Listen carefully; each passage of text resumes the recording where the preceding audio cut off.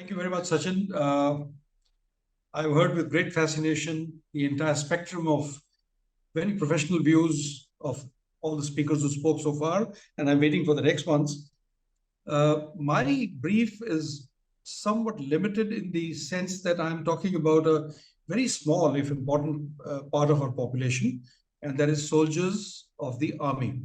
When I say army, there could be any army, and certainly subcontinent army. It could be Pakistani army or Indian army, which is pretty much alike. I know there are some friends from Pakistan present today here. So the point that we first need to begin with is, where do these soldiers come from?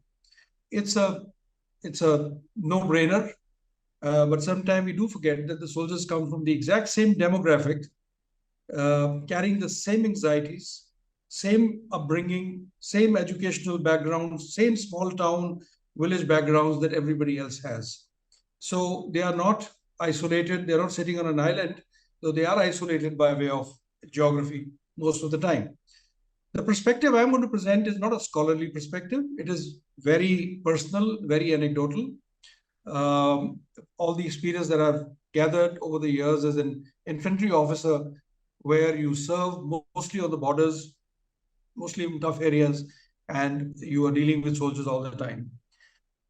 Now, I have served in several areas, as all of us do. Nothing special about that. But when I came back home from Kashmir, my wife pointed out that every time somebody banged the door hard, I would sit up in the bed, startled, because as a commanding officer of a battalion, my concern was always things like grenade blasts. Now, this is a trivial point, perhaps, but it just gives you a little peek into, at a very superficial level, that there are mental health issues, that there are issues that weigh on every soldier's mind.